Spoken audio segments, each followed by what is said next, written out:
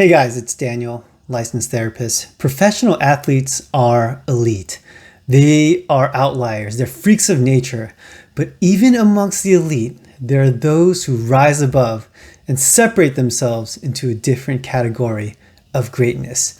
And of all of those, there is only one who has a mentality named after himself. And that man is Kobe Bryant. No, they never said Michael Jordan had the MJ or Air mentality. No one ever said Gretzky had the Great One mentality. We never say that OJ had a killer mentality. No, it's only Kobe Bryant who is known to have the Mamba mentality. Rest in peace, Kobe. And the reverence that Kobe and the Mamba mentality has amongst professional athletes speaks volumes of how special he was. But what is in his mentality? Like, what separates Kobe from the rest? Well, that's why your guy is here to break it down so that you can have the Mamba mentality.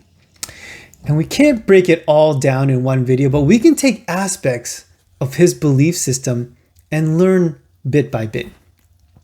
And one of the most defining moments in Kobe's career was his initial biggest failure in shooting 3 air balls in a playoff elimination game. So, that sent the Lakers home in his rookie season. So let's look at a couple interviews that he did in commenting and responding to the air balls and see if we can gain some insight into the Mamba mentality. Let's roll the first clip. You got to look at the reality of the situation. Like for me, it's not, you kind of got to get over yourself. Like, it's not about you, man. Like, okay, you feel embarrassed. You're not that important. Like, get over yourself. That's where you go. Get over yourself, right? Like, you're worried about how people may perceive you, and like you're walking around and it's embarrassing because you shot 5 air balls. Get over yourself, right? And then after that, it's okay, well, why did those air balls happen? Got it. High school, year before, we played 35 games, max, right? Week in between, spaced out. Plenty of time to rest. In the NBA, it's back to back to back to back to back to back to back. I didn't have the legs. So you look at the shot, every shot was online. Every shot was online, but every shot was short. Right? I got to get stronger. I got to train differently. The weight training program that I'm doing, I got to tailor it for an 82-game season so that when the playoffs come around, my legs are stronger and that ball gets there. So I look at it with rationale. And say, okay, well, the reason why I shot air balls is because my legs aren't there. I go, well, next year they'll be there. That was it. So Kobe starts off saying, get over yourself. Basically, don't be or feel embarrassed about what happened. So this is really crazy to me because I think at the time Kobe was 17 or 18 and he just blew it on the biggest stage in front of millions of people. And he was not embarrassed. And you probably wonder, how? How did he do that? Well, I don't have the privilege of asking follow-up questions with Kobe, but I'm going to do what therapists do and make an educated guess based on his history.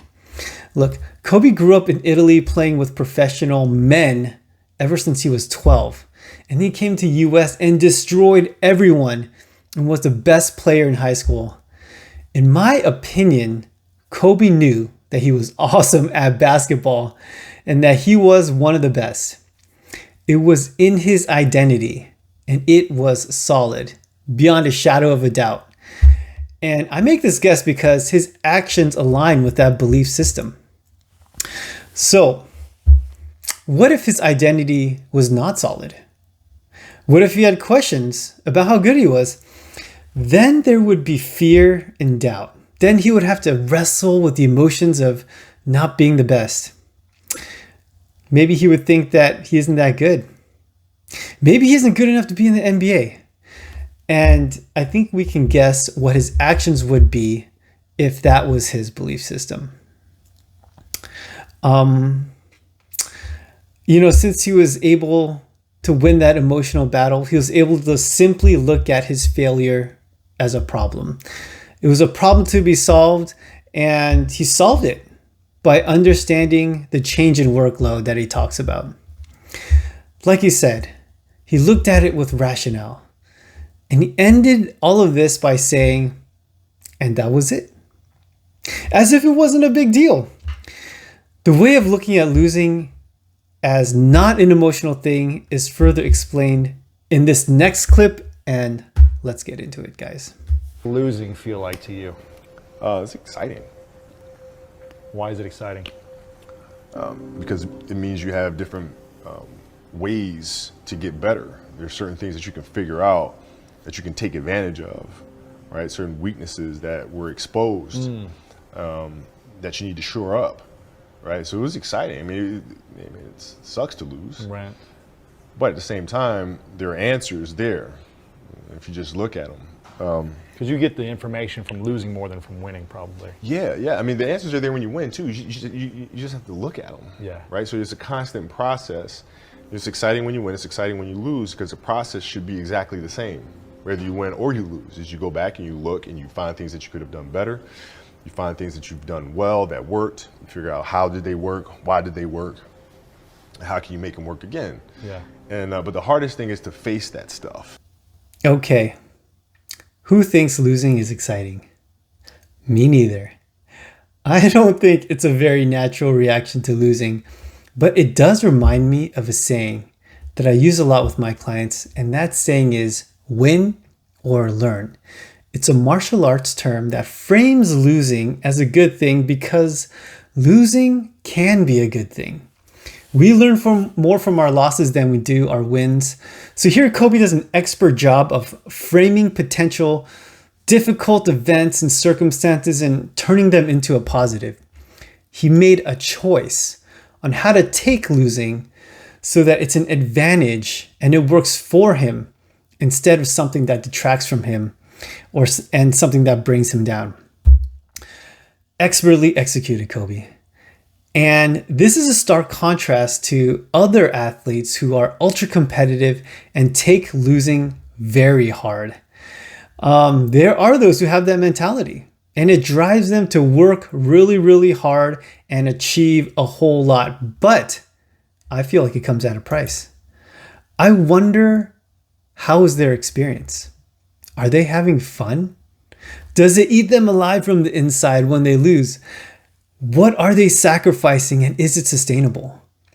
I feel like the longevity of Kobe is attributed to him doing it right. On choosing to embrace losing as a learning opportunity. And hey, there's some good news for you guys. How does it apply to you? You can do the exact same thing. Look at what you're thinking in life and look at the actions that result from that thinking. And what you're doing, if it's not what you like, my friend, well, you need to examine what you're thinking, and you can change that so that your actions result in something that you want. And if you're able to reframe and work something that's bad to your benefit, then you will have the Mamba mentality. Well, sort of, maybe just a little piece of it anyway. If you have anything you want me to react to, please leave it in the comments down there. Thanks for watching. Go get 'em. See you next time.